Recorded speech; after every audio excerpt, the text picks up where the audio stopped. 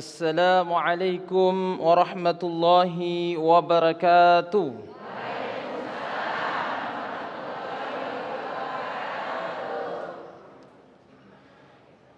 A'udzu billahi minasy syaithanir rajim. Bismillahirrahmanirrahim. Afaman syaraha Allahu sadrahu lil Islam fahuwa ala nurim min rabbih فويل للقاسية قلوبهم من ذكر الله فويل للقاسية قلوبهم من ذكر الله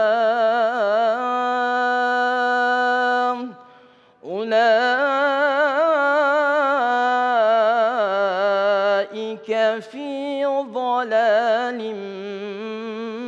مبين. Assalamualaikum warahmatullahi wabarakatuh.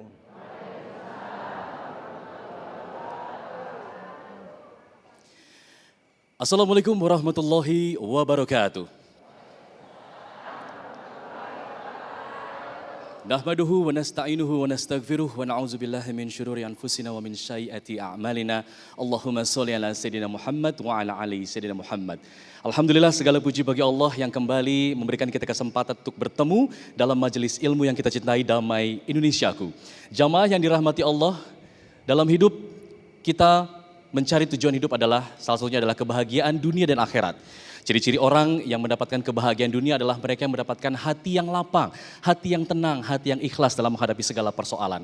Namun seiring waktu dalam perjalanan hidup, tentu kadar keimanan kita yang tidak selalu di atas, kadang ada di bawah, membuat kita mendapatkan hati yang kerap gelisah, hati yang sempit.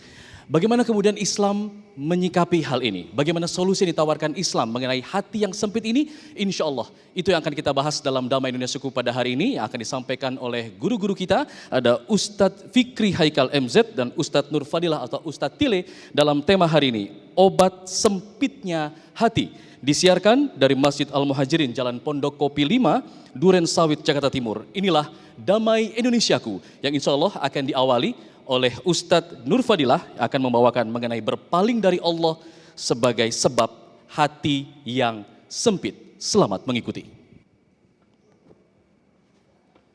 Assalamualaikum warahmatullahi wabarakatuh.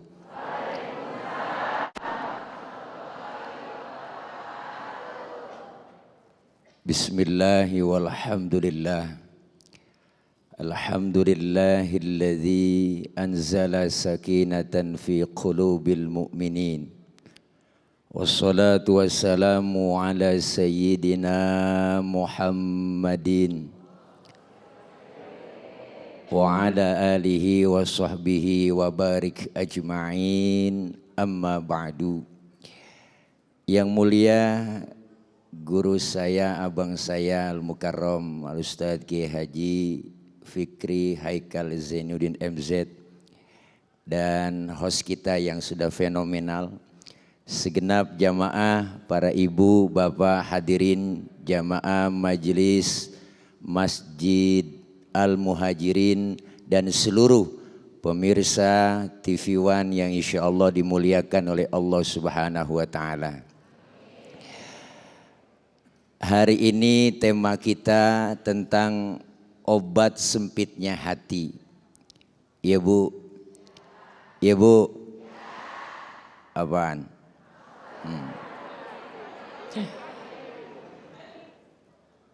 Dalam hidup dan kehidupan yang kita jalani, terkadang hati kita sering merasakan gelisah dan galau, gabut. Ya Bu? Ini semua disebabkan begitu banyak faktor yang menyebabkan hati kita menjadi sempit, hati kita menjadi rusak. Allah bilang dalam Al-Quran, "Waman a'rada an dzikri fa inna lahu ma'isyatan dhanka."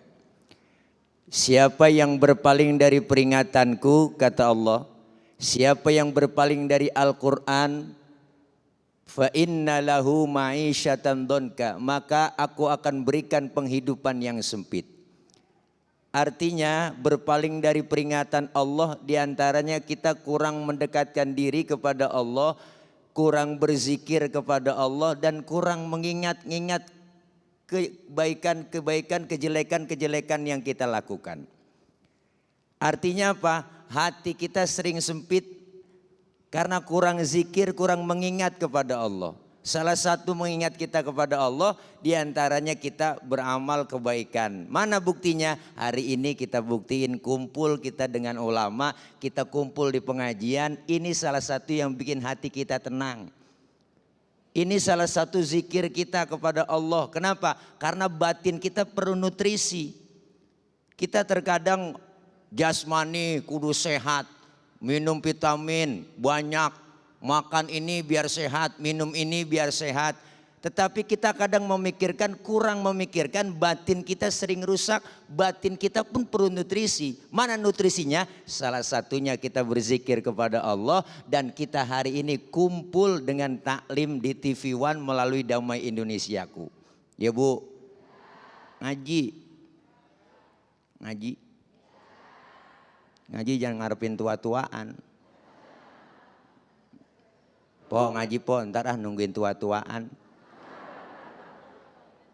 Kalau ngaji udah tua, kuping rada budek, mata kurang awas. Ya Bu, diajarin nama guru rada-rada susah. Bener Bu? Luangkan waktu, jangan nyari waktu luang. Banyak orang yang merasakan resah, gelisah, hatinya sempit. Kenapa? Karena sudah banyak orang yang jauh. Jauh dari apa? Jauh dari Allah, jauh dari Al-Quran, jauh dari pengajian. Ini dengan kita ngaji begini kumpul, dosa kita diusek. Ngerti diusek Bang? Dihapus, ditipek, digebeg. Itu bahasa Mandarin. Dosa-dosa kita dirontogin, dosa kita dihapus, pahalanya luar biasa. Nih kumpul begini nih, dosa kita dirontok, pahalanya gede. Dicatat pahalanya sama seperti sholat sunnah 1000 rakaat. Pernah kita sholat 1000? Boro-boro 1000. Bayang terawih aja ngeliat jadwal imam. Wah malam ini imamnya dia nih, lama nih lama. Pindah terawih. Ngaku Bu. Ya Allah.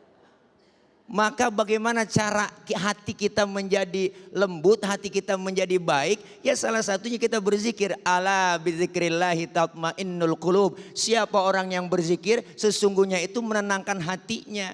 Jadi nggak galau. Kita kan kadang-kadang sering galau. Tensi ekonomi naik, lapangan kerja nggak ada, banyak yang galau. Banyak yang galau sekarang Bu orang. Banyak yang galau. Kenapa? Karena orang sudah jauh dari ulama, jauh dari majelis taklim, hatinya kosong, jauh dari agama. Kalau sudah jauh dari agama, di dunia dikasih penghidupan oleh Allah sempit. Di akhirat diancam lagi sama Allah. Ancamannya enggak tanggung-tanggung. Apa ancamannya? Wa nahsyuruhu yaumal qiyamati a'ma. Ntar dikumpulin di akhirat orang yang berpaling dari Allah, berpaling dari Al-Quran, diberikan apa? Selain penghidupan yang sempit di dunia, Allah kumpulkan mereka dalam keadaan buta. Ya Allah Bu. Bu. Kita padahal ke akhirat baru tumben. Ngerti tumben Bang? Baru sejeg-jeg. Baru itu, tapi dibangkitkan oleh Allah, dikumpulin dalam keadaan buta. Dan mereka yang dikumpulkan dalam keadaan buta melakukan protes kepada Allah. Apa protesnya? Demo rombongan. Rabbi lima hasyartani a'ma wa qad kuntu basira. Ya Rabb, kenapa kami sekarang dikumpulkan dalam keadaan buta? Padahal di dunia kami melihat.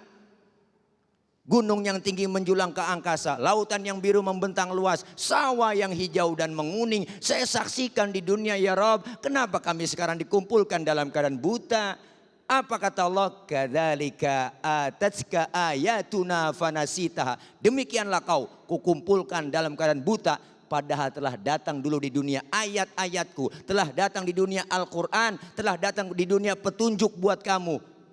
Kenapa kamu lupakan? Wa kadzalikal yauma tunsa, hari ini pun engkau aku lupakan. Ya Allah, kok enggak diopenin di akhirat sama Allah? Ibu kagak ditanya sama laki ibu, enggak enak. Bener Bu?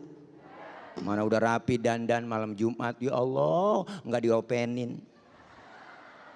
Tuh, maka dari itu ayo kita kepengen dengan kita berzikir kepada Allah, perbanyak amaliyah, dekatkan diri kepada Allah, insya Allah hati kita menjadi tenang dan enggak sempit lagi. Oke? Pengen kelanjutannya?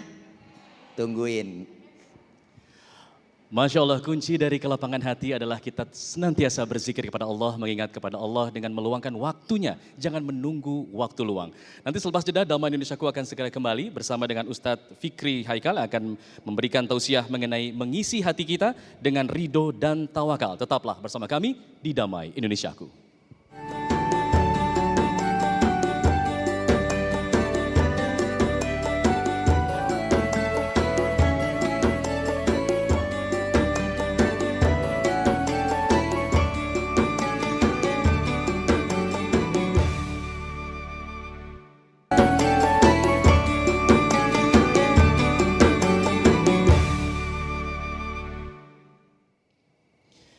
Terima kasih Anda masih bersama kami dalam Damai Indonesiaku. Pemirsa, di segmen kedua kali ini kita akan mendengarkan tausiah dari Ustadz Fikri Haikal MZ yang kali ini akan mengupas mengenai isi hati, cara mengisi hati kita dengan ridho dan tawakal sebagai salah satu obat dari sempitnya hati. Selamat mengikuti.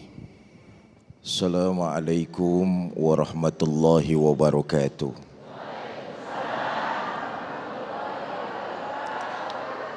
Alhamdulillahi rabbil alamin. Salatu wassalamu ala asrafil anbiya'i wal mursalin Sayyidina wa maulana Muhammadin wa ala alihi wa sahbihi ajma'in, amma ba'du. Yang mulia para ulama, para kiai, para asatiz, para abaib, wabil khusus guru kita Ustadz Nur Fadilah. Yang saya hormati DKM Masjid Al-Muhajirin Pondok Kopi Duren Sawit Jakarta Timur. Bu Bapak, saudara-saudara, para pemirsa TV One yang saya cintai. Yang namanya gundah gulana, sempitnya hati, bukan cuma zaman sekarang kita ngerasain. Tapi ini sudah ada dan dihinggapi oleh orang-orang terdahulu. Quran menceritakan Nabi Musa pernah mengalami kesempitan hati, galau, gundah. Apa sebab? Dia berbenturan menyebarkan kebenaran Islam ini dengan bapak angkatnya.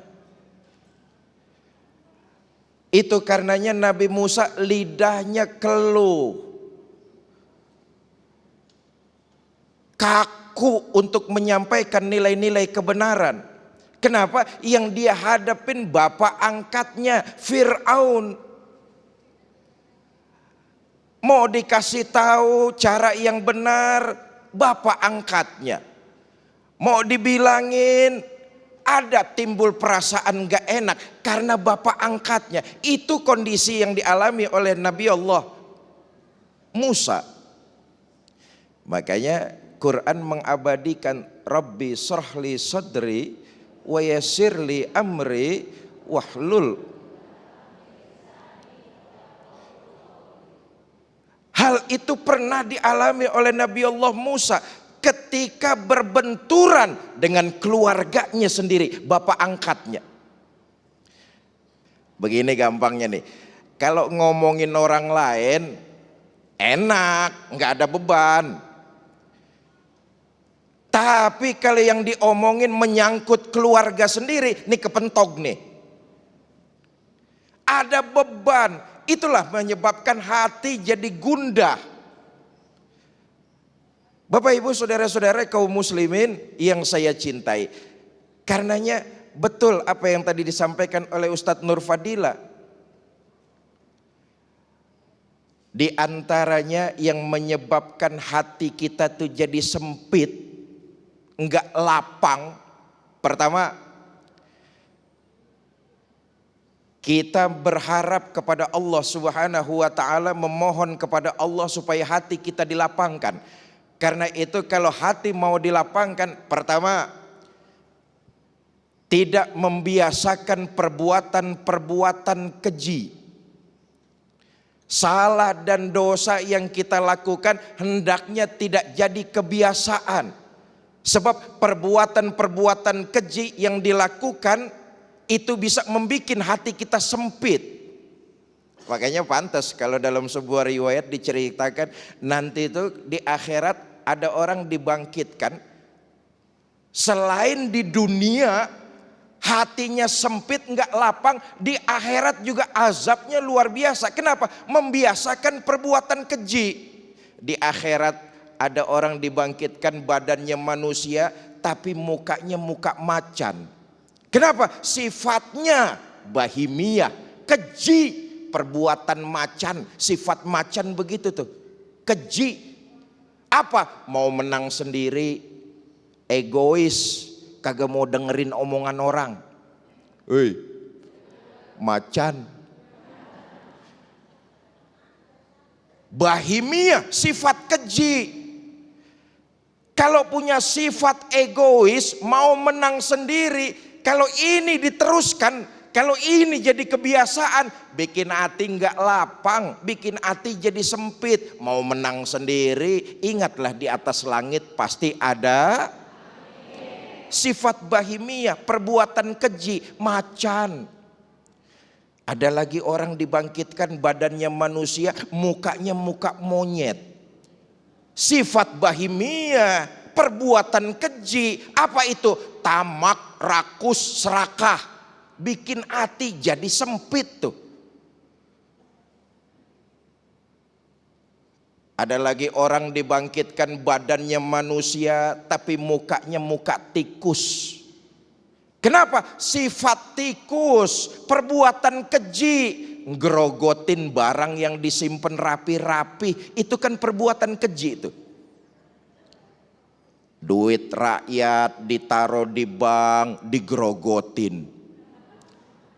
Bahimiyah, perbuatan keji, tikus. Tikus. Tuh, Duta Palma 104 triliun ngemplang duit negara, bobol uang negara 104 triliun.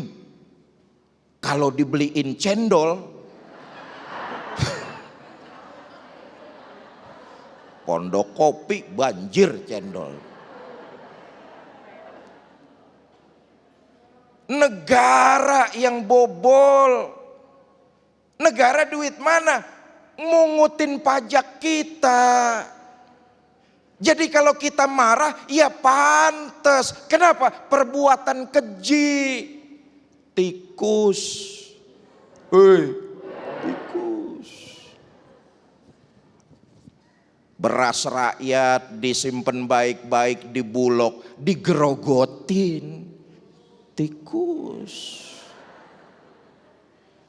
Duit laki naruh di bawah lipetan baju. Nah, ngaku lu. Masya Allah. Semoga pemirsa dari apa yang disampaikan oleh Ustadz Fikri Haikal tadi bisa menjadi inspirasi bagi kita agar kita bisa menghindari perbuatan keji. Dan pemirsa, di segmen ini saya akan buka satu pertanyaan dari jemaah pria. Ada Bapak Ahmad Fadila yang akan memberikan pertanyaan kepada guru-guru kita tercinta saat ini. Silakan. Assalamualaikum warahmatullahi wabarakatuh. Bapak Ustadz yang kami hormatin. Mohon pencerahan apa yang disampaikan oleh Pak Ustadz tadi tentang hati yang sempit. Pertanyaannya, apakah bisa hati yang sempit ini hilang dengan kita memperbanyak hablum minallah dan hablum minanas. Karena hati yang sempit identik dengan tidak ikhlas, negative thinking, buruk bikin onar dan sebagainya. Sekian, wabillahi taufik wal hidayah. Wassalamualaikum warahmatullahi wabarakatuh. Waalaikumsalam warahmatullahi wabarakatuh. Insya Allah pertanyaan tadi akan dijawab selepas jeda. Kami kembali sesaat lagi, tetaplah di Damai Indonesiaku.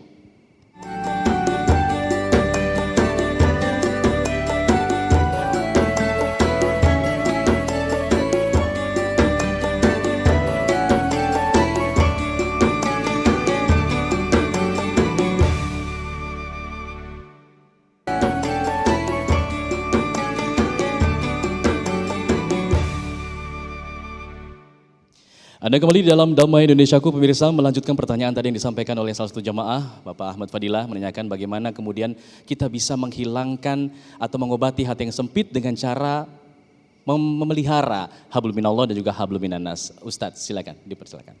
Baik, pertanyaan Pak Ahmad Fadilah, nih yang jawab mestinya Ustadz Nur Fadilah nih. Sama-sama utama soalnya orangnya. Saya coba jawab begini, ada faktor-faktor internal. Saya ingin menggarisbawahi faktor internal. Apa itu? Tadi yang saya katakan, saya sampaikan. Pertama, jangan membiasakan perbuatan-perbuatan keji. Semampu dan sekuat kita hindari perbuatan-perbuatan keji. Ini internal. Yang kedua, selain menjauhi perbuatan keji adalah sangat memperhatikan apa yang kita pakai, apa yang kita minum, apa yang kita makan. Dengan kata lain, rezeki yang kita hasilkan harus benar-benar rezeki yang tidak tercampur dari unsur-unsur yang haram. Satu hari Abi Waqqas pernah minta kepada baginda Nabi besar Muhammad sallallahu alaihi wasallam. Apa permintaannya? Ya Rasulullah, doakan saya kepada Allah supaya doa saya diijabah. Al-As bin Abi Waqqas minta kepada baginda Nabi untuk berdoa supaya Allah mengabulkan doa yang dipanjatkan oleh Abi Waqqas. Apa jawab Nabi? Singkat saja Nabi bilang, hei Abi Waqqas, kau jaga dulu apa yang kau minum, apa yang kau makan, apa yang kau kenakan. Jangan tercampur dari hal-hal yang haram. Ini menjaga kemurnian. Saudara, yakinlah, koruptor-koruptor yang mendekam maupun yang sudah bebas, hatinya tetap saja gelisah. Kenapa? Pernah berbuat kesalahan. Boleh jadi dilihat orang memang sampai sekarang masih bergelimangan harta. Boleh jadi. Tapi hatinya pasti akan menimbulkan kegelisahan yang luar biasa. Biarlah kita hidup apa adanya. Duit banyak, yang penting halal. Hati lapang, betul? Daripada duit cekak boleh korupsi. Karena itu jaga yang kita pakai, jaga yang kita minum, jaga yang kita makan. Jangan sampai tercampur. Nah ini juga nih, bukan berarti rezeki yang kita hasilkan itu dengan korupsi itu yang haram. Bukan cuma itu. Kita dapat duit, kita dapat rezeki, caranya bohongin orang. Nah ini nih. Caranya tipsani, tahu tipsani? Tipu sana sini. Ini pun menimbulkan kegelisahan hati. Yakinlah hati tidak akan bisa menjadi lapang. Kenapa? Itu tadi, mencarinya dengan cara-cara yang haram. Wallahu a'lam bishawab. Wallahu a'lam bishawab. Langsung saja kita buka pertanyaan kedua dari jamaah wanita. Silakan dipersilakan sebutkan namanya juga. Baik, Assalamualaikum warahmatullahi wabarakatuh, Pak Ustadz. Saya Bria, mau tanya kepada Ustadz Tile nih, gini Pak, kita kan nih udah rajin nih zikir, sholat, terus masjid taklim semua didatengin gitu ya. Tapi tetap aja hatinya itu sempit, terus galau, suka ngomongin orang gitu, gimana Pak Ustadz? Makasih, wassalamualaikum warahmatullahi wabarakatuh. Waalaikumsalam warahmatullahi wabarakatuh. Menarik ini, Ustadz Fadila nih cocok menjawabnya nih. Sering ibadah tapi masih sering ngomongin orang, masih ya balelo lah begitu, silakan. Halo, ya terima kasih dari Ibu Ria.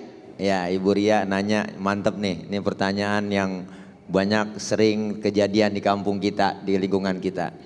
Sering ngaji, sering datang ke pengajian tapi masih berbuat kejelekan gitu ya Bu ya, intinya ya. Iya, masih hati masih sempit aja. Salah satu yang menyebabkan hati kita rusak, hati kita sempit itu Rasulullah bilang ta'kuluna rizqallah wala tashkurun. Kita makan rezeki dari Allah tapi kita kurang mensyukurinya. Salah satu kurang syukur. Ngaji rajin hanya cuma sekedar rutinitas, tapi enggak masuk ke hati. Artinya ketika kita melakukan ibadah, kita ngaji, kita kumpul di pengajian, di majelis taklim, jangan hanya seragam doang dibanyakin, ya Bu. Yang 2 kali bayar, 3 kali bayar, yang 2 kali lunas ya ketemu. Nah tapi tidak membekas di hati. Satu, sumbernya kurang syukur. Sebab kalau kita bersyukur atas nikmat yang Allah kasih, hati kita tuh lapang. Makanya kita itu pengen nyari, bukan nyari kaya, tapi kita kepengen nyari senang. Ya Bu, harus sering-sering bersyukur. Kenapa? Kalau kita ngelihat orang urusan dunia, niatnya ke bawah. Urusan akhirat niatnya ke atas. Jadi kalau urusan dunia, biarin aja deh Pok. Emang godaannya banyak. Kagak boleh niat ini, boleh niat itu. Ya Allah syukurin. Dengan kita bersyukur hati kita insya Allah tenang.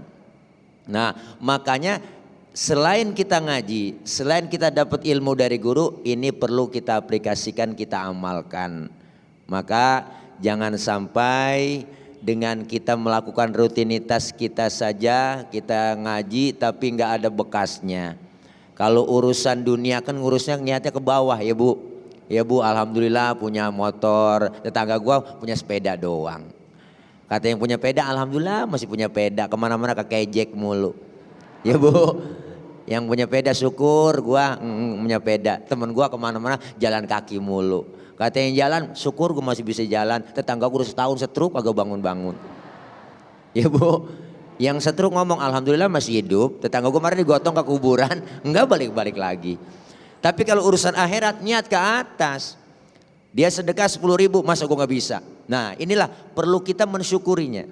Maka orang yang melakukan rutinitas ritual saja, mengharap cuma pahala tanpa mengharap ridho dan tanpa bersyukur. Kalau bersyukur pasti ditambah oleh Allah.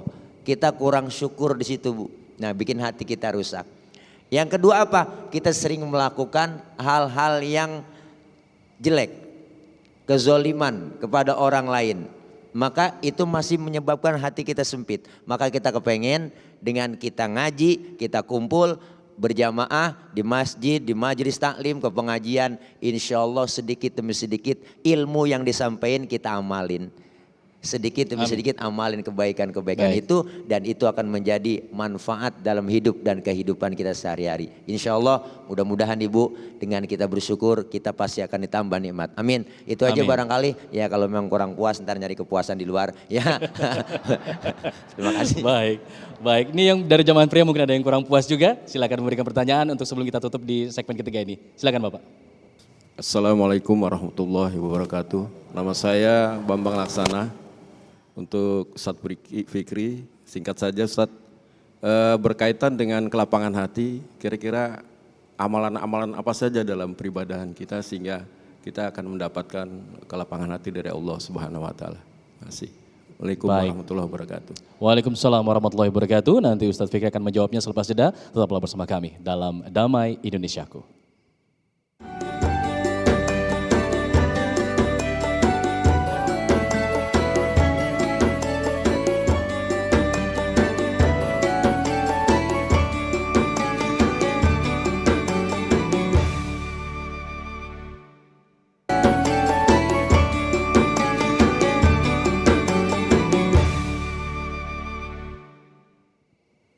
Alhamdulillah masih bersama kami dalam Damai Indonesiaku menjawab atau menyambung pertanyaan tadi dari satu jamaah pria yang mengatakan bahwa apa kemudian amalan-amalannya agar hati kita bisa lapang. Ustaz Tile akan menjawabnya, mungkin ada bacaan-bacaan tertentu atau amalan tertentu. Ustaz Tile silakan. Iya, terima kasih Bapak Bapak Bambang. Pertanyaan, apakah ada amalan-amalan khusus untuk menyebabkan hati kita menjadi tenang dan tidak sempit? Saya dapat amalan dari guru, pengen hati kita tenang, pengen hati kita nggak sempit, salah satunya memperbanyak bacaan sholawat. Karena bacaan sholawat ini bacaan yang kapan aja tanpa ada wudhu, nggak ada wudhu, bahkan dalam keadaan riya sekalipun kita membaca sholawat tetap berpahala. Itu hebatnya baca sholawat. Sholawat itu kan macam-macam. Ada sholawat tibbil qulub. Allahumma sholli ala sayyidina Muhammadin tibbil qulubi wa dawaiha wa abdani wa shifaiha wa nuril absari wa dhiyaiha wa ala alihi wa sahbihi. Ibu-ibu nyambung bang kalau selawatan, memang paling getap dia selawatan kalau pengajian. Selawat, insya Allah hati menjadi tenang. Dengan apa caranya Pak? Mudawamah istiqomah. Mudawamah itu continue. Terus sekali, 2 kali, 3 kali kita baca sholawat masih belum tenang terus. Artinya selama continue itu kita jalanin, insya Allah pasti ada atharnya, ada bekasnya. Sebab kenapa? Dengan continue istiqomah mudawamah menjadi khairum min alfi karomah. Timbul nanti karomahnya. Sholawat, dan ada sholawat fatih. Perbanyak sholat fatih. Allahumma sholli ala sayyidina Muhammadinil fatihin lima ughliqa. Ntar saya tulisin ya Pak. Ntar saya tulisin. Nah, nyari di Google juga ada. Makanya salah satunya bikin hati tenang, sholawat. Ya, makasih. Baik, pertanyaan selanjutnya dari Ibu Maryam, dipersilakan Ibu untuk bertanya kepada guru-guru kita. Assalamualaikum warahmatullahi wabarakatuh. Nama saya Hajah Maryam. Saya ingin bertanya sama Ustadz, apakah sebenarnya yang dikatakan dengan hati sempit itu dan ciri-ciri orang yang berhati sempit, bagaimanakah kita seandainya dituduh menjadi orang berhati sempit, bagaimana kita menanggapinya? Assalamualaikum warahmatullahi wabarakatuh. Waalaikumsalam warahmatullahi wabarakatuh. Ibu Maryam bertanya tadi, matanya tertuju pada Ustadz Nur Fadil lah, tapi ini gilirannya Ustadz Fikri Ibu ya, yang menjawab, silakan Ustadz. Ibu Maryam, saudara-saudara para pemirsa, hati itu adanya di jero. Ya, sifatnya abstrak. Tidak ada yang tahu isi hati kita secara jelas, tapi bisa tergambar dari ucapan dan perbuatan. Secara jelas dia tidak tergambar karena memang di dalam adanya, tapi bisa tampak melalui ucapan dan perbuatan dari yang punya.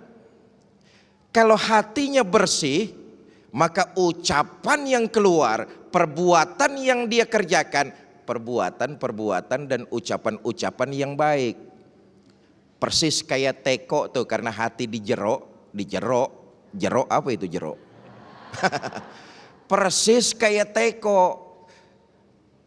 Kalau dalam teko isinya air putih, yang keluar pasti air putih. bening, bersih. Kenapa? Hatinya bersih, ucapannya, perbuatannya bersih. Tapi kalau hatinya kusut, ruwet, butek,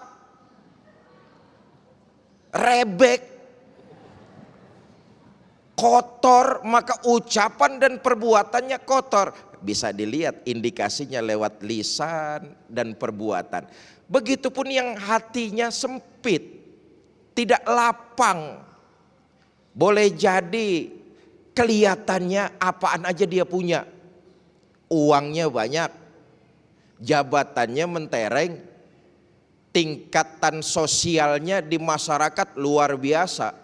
Boleh jadi yang kita lihat seperti itu. Tapi tadi yang saya katakan, membiasakan perbuatan keji membuat hati jadi gundah. Itu secara berulang-ulang hati bisa jadi berkarat, tambah resah. Yakinlah mungkin yang kita lihat hidupnya serba enak, tapi wallahu a'lam si pelaku siang malam pagi sore merasakan hati yang gelisah luar biasa. Kenapa?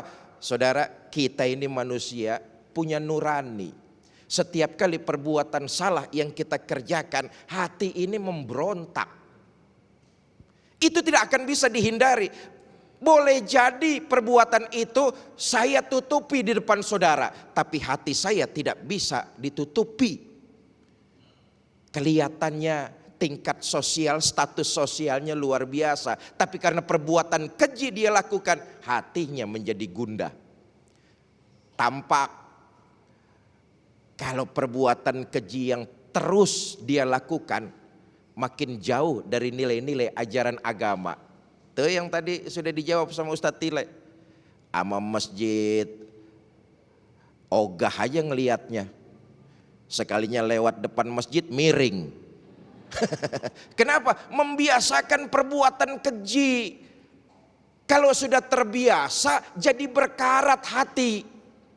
Kalau sudah berkarat, sudah repot. Walaupun hati gelisah, tapi karena sudah berkarat dengan perbuatan keji, apalagi kemudian disambung dengan makanan, minuman, pakaian yang haram, makin kental karatnya itu.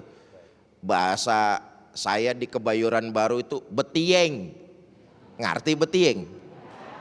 Besi, bekarat, biangnya karat, nggak bisa hilang udah.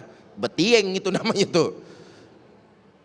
Karena itu kalau indikasinya jelaslah tidak ada kemauan untuk merubah hatinya menuju kepada yang lebih baik. Misalnya apa yang tadi disampaikan oleh Ustadz Nur Fadilah, hadir di majelis taklim sebagai pengobat hati.